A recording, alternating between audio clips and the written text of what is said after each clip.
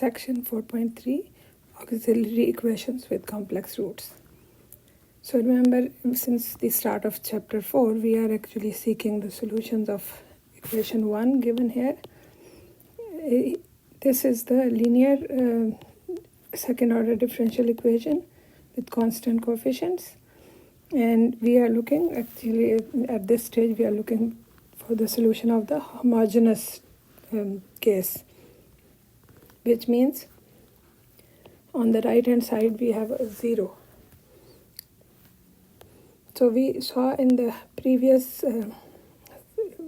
previous section that the solution of an equation like this would be something like that, because we look at this function and we take the derivatives and plug in this equation, it will satisfy the equation. So, but this results, and this gives us a polynomial equation, which is, we call it the characteristic equation or the auxiliary equation of the function. And when we solve this, this is a quadratic one. So if you solve a quadratic equation, there are three possibilities. You can either get two distinct real numbers as your solution, or you can get one repeated root, or you can get two complex numbers. When I say repeated, it means a number coming twice. For example, if you have something like x squared minus 4x plus 4 is equal to 0, then this can be factored as x minus 2 times x minus 2. So here the answer will be x is equal to 2, and this also gives x is equal to 2, so it is a repeated root. So we saw in the previous section that when we have two distinct real numbers, so the solution will be written like this.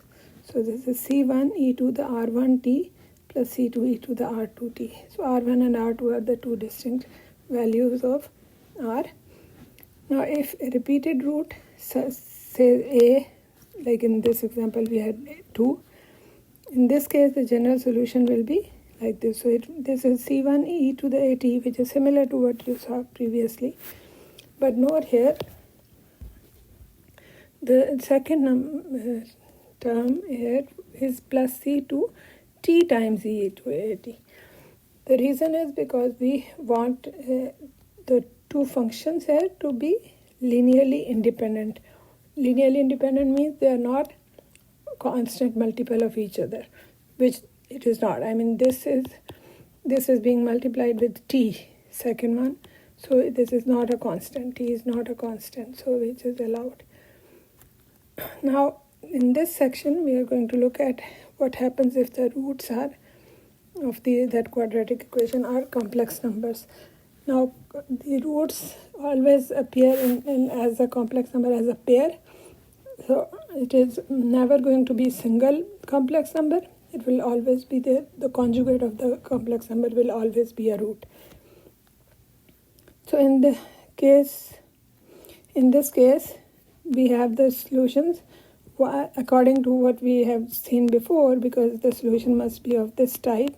So the one value of R is a to the a minus ib, and the other value is a plus ib. So this means one of the roots will be e to the a minus ib t, and then the other will be e to the a plus ib t. But that can be separated like this by exponent rules. And now keeping this as where it is, the e to the I bt can be actually written like that. And why? Because of the Euler's formula. So here, similarly, y2 will be e to the a plus ib. Now it doesn't matter which one you call y2 and which one you call y1. That doesn't matter here. But anyhow, so we get e to the at times e to the plus I bt. Remember, I here everywhere is the negative 1, square root of negative 1, plus I sine bt. Now, these solutions involve complex numbers, which we want to avoid, because these equations, most of them, they arise from real world problems. So we shouldn't be having complex numbers in our solution. So how do we avoid them? And by reading this, using this lemma, we can avoid the complex numbers. So it says, let z of t is equal to u of t plus iv of t be a solution to equation 2. So what is the equation 2? That is this one.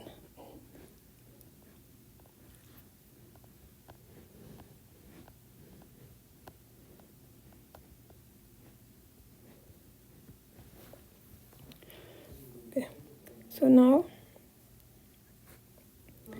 we are saying that we can then, the real part ut and the imaginary part v of t are both real valued solutions of that equation, which you can check and and take the derivative, take the second derivative and plug it in the equation. It should satisfy it.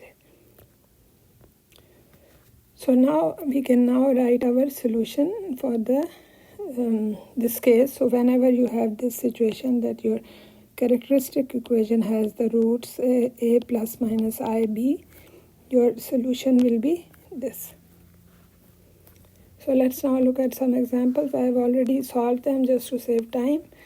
So first one, give the general solution of the differential equation 4y double prime plus 4y prime plus xy is equal to 0. So we can start with the auxiliary equation. So 4r square plus 4r plus 6 is equal to 0, which gives you, because 2 is a factor, see, so I divided by 2 and made this equation a little simpler. You can take these values as well and do it, but it will be like more complicated numbers. So if you can simplify before you plug in the formula, it's always a good idea. So taking the quadratic formula here, plugging in and working out, get half here, then it gives me this. So separate the real and the imaginary part. So the real part is the a and the imaginary part is the b. So now you can write your solution. Y is equal to e to the minus t over 2 times c1 cosine of square root of 11 over 2t plus c2 sine of square root of 11 over 2t. Now I have combined both of them. I have factored out the e to the minus 2. If you want to leave the answer in this form,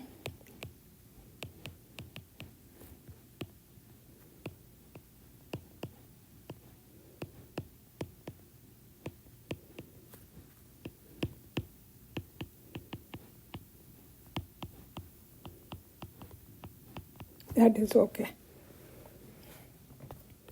Okay, next one, you have to solve this equation. 4y double prime minus 5 is equal to 0. We again start with the auxiliary equation. So this is the auxiliary equation. So 4r square is equal to negative 5. R square is negative 5 over 4. So r will be equal to the derivative, the square root of negative 5 over 4. But that will give me an square root of 5 over 2i. Plus minus square root of 5 over 2i. So now I can write the general solution like this, because a is 0 in this case and b is square root of 5 over 2.